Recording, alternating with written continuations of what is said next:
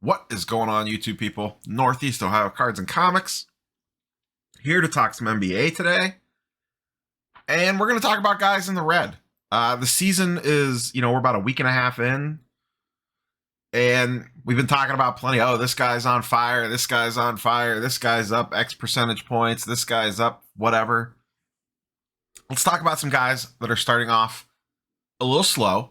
And their prices are already beginning to dip. One, this is just to kind of show, I don't know, keep an eye on these guys. Maybe there's buying opportunities if you like the players, if they continue to slide. Also, just to kind of show once again how fast people move on to the next thing, kind of forget about it. Like we had this little run up to the season starting, or the prices were where they were because they weren't playing. Guys start playing, expectations start setting in, whether they're meeting, exceeding, whatever. These prices begin to slide fast when guys aren't playing out of their mind. So let's go ahead and dive into market movers. Link in the description down below, along with the 20% off coupon code. Let's take a peek. So we got 5 guys, an honorable mention, and then we're going to take a quick little peek in at something. First up, and these are in absolutely no particular order, and for the purposes of this, I went back 14 days. 14 days puts us back a little bit before the season started, and just gives us a nice representation of not a bunch of any shenanigans in the lead up to the season, but just that right before the season point, and then kind of what it's done since the season started. So up first, a player that I actually kind of like, I came around on last year, that is DeAndre Hunter. He's been playing fine. That team is just very, very deep, and there is not a lot of playing time going around. And he's becoming more of, it seems anyway, a defensive specialist and not putting up a ton of points, which is fine. For real basketball purposes, that's fine. For card purposes, being a lockdown defender doesn't get you a lot of buzz. And I do think he's actually sneaky good offensively as well. He just hasn't really showed it yet this season. He was great last year. I mean, absolutely fantastic. But like I said, it's hard to get playing time in Atlanta's rotation because they just have so many guys. And this is a case where, Cam Reddish's stuff is actually going up. He's in the green. He's not a ton, but he's definitely up as much as DeAndre Hunter is down. I almost feel like these two guys are going to be interchangeable as we move throughout the season. As in, there's going to be times when one gets hot and his stuff's going up for 2 or 3 weeks, and then the other one goes down for 2 or 3 weeks, and then they're going to flip-flop an inverse, and then the other one's going to start going up, and the other one's going to start going down. I just think it's kind of a nature of the beast. They kind of play a similar position, and Reddish, as of right now, has been more score-oriented. Hunter has been more defensive-oriented.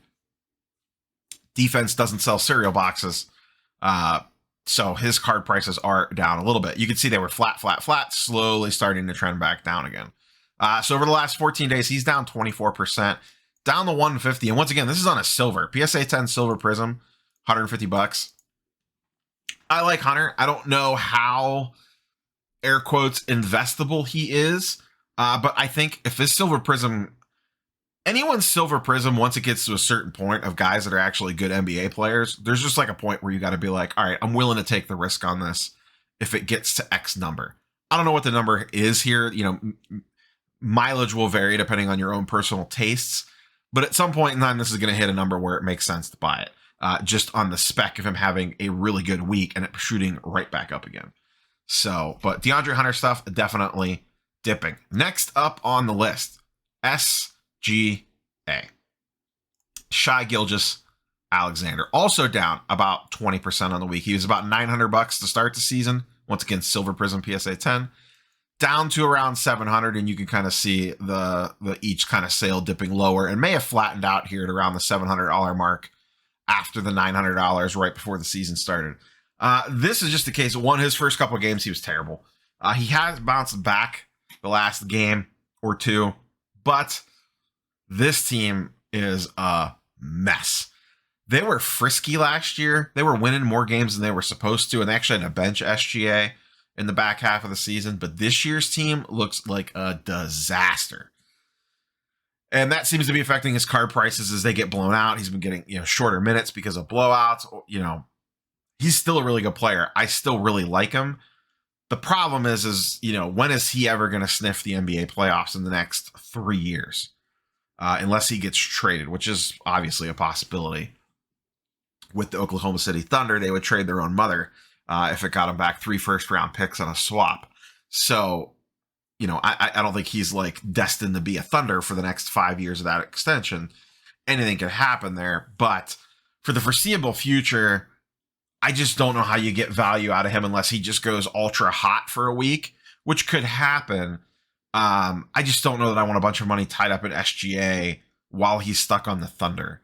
That may create interesting buying opportunities if you're willing to sit and hold until he either gets hot or gets traded, but that could be a while. I just don't like, if I'm going to have long-term holds, I would rather just set a pile of Luka or Ja stuff to the side versus SGA. Maybe that's the wrong play. I don't know. That's just my style. But SGA definitely, and the Thunder, 100%. Major struggle bus to start the season off. RJ Barrett. Knicks playing pretty okay, but RJ always very up and down. I've never been a big Barrett guy. His card was sitting at about $450 to start the season. It is now down to about $380. Not a huge dip, but dipping. Down about 14 or 15%, $60 drop. Once again, PSA 10 silver for the purposes of this. I've just never been a big RJ guy. I just think he has too many off nights versus on nights. And I think his prices are a little overinflated. If he was on the Magic instead of the Knicks, I feel like this would be a $300 card to $250 card. I just feel like he gets an extra juice bump because of the Knicks, which is fine. I get it. But the consistency is not there with RJ Barrett. I've never been a believer. I continue to not be a major believer. I wouldn't look to be holding any of his stuff super long term. If it was me, if I could make money off some stuff, I would probably just move it.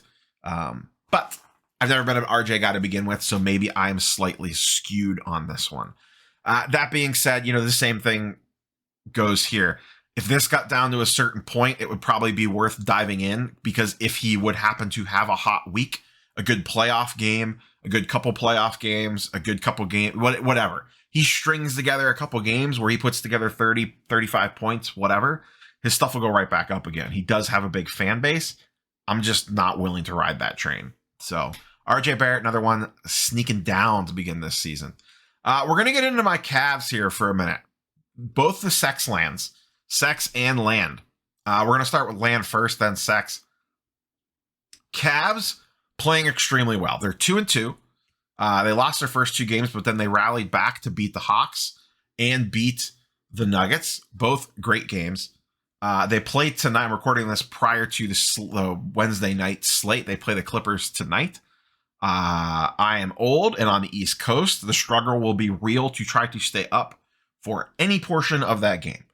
What's going to happen is I will nestle myself into bed at 10:30 when that game starts, attempt to watch the first half, and then fall asleep with the TV on at halftime, most likely, and then wake up sometime in the middle of the night to some random infomercial, most likely.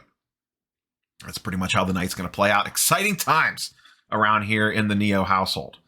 But as well as the Cavs are playing as a team, Garland and Sexton are playing fine, but not wow fine, if that makes sense. Garland had an ankle twist to start the season and missed some time, so that's hurt him a little bit. Sexton has been playing fine, but he hasn't had like a 30, 40-point night, and his minutes have been much more spread out, and in some cases, they're not even closing games. Ricky Rubio's been getting a ton of run coming off the bench, and he's been playing extremely well.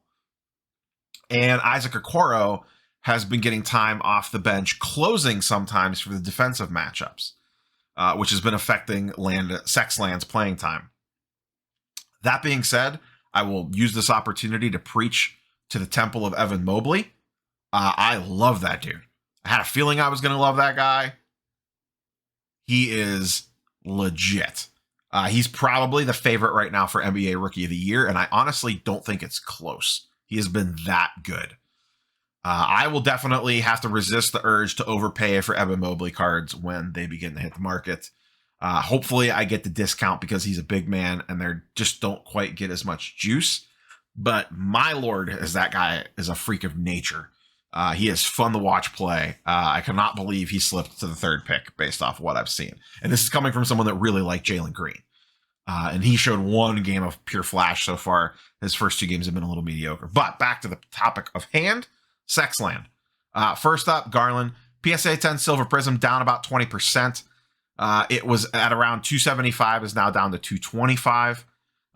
Once again, he had the ankle twist, so maybe that's affected him a little bit, but Rubio is definitely eating into these guys' playing time. Sexton, same thing, 15% drop here, $400 down to $340. You know, we'll see where Sexton goes from here. I think he is a massive trade candidate. They did not give him the extension. There's lots of speculation around Sexton. I think they really wanted him to prove it for this season. And he has been playing well and under control. But he has not had the pop-off game like we talked about. He's perfectly capable of it, but just the way they've been distributing minutes, it just hasn't been there. The opportunity hasn't been there. He's been playing well within the system, though. So, like, once again, from a team perspective, he is playing good, but the Cavs team perspective is not him going off for 30 or 40 points a game. We'll see if that shifts or changes. You know, injury things could move things around, whatever. He's going to have good games eventually. It's going to come. If his stuff got cheap enough, once again, same thing. It would be an interesting buying opportunity because he does have that capability of popping off. Or you could get the bonus if he would potentially get traded. Now, maybe they don't end up moving him. I don't know. I still feel like they want to get in the Ben Simmons sweepstakes. Heaven help me. I really do not want Ben Simmons on the Cavs. But I think they would love to move Kevin Love and Colin Sexton plus some shenanigans for Ben Simmons. I know the 76ers probably don't want to do that deal unless absolutely desperate, unless the Cavs are including like a boatload of draft picks. I just really want no part of Ben Simmons. I also don't know that I want any part of Colin Sexton max extension, but I also don't know that he's getting a max in restricted free agency. I mean, that's a wait and see thing. We'll see how this season goes. Lot of things to figure out before we get to that point. But Sexland in general is dipping, even though the Cavs as a team are playing well.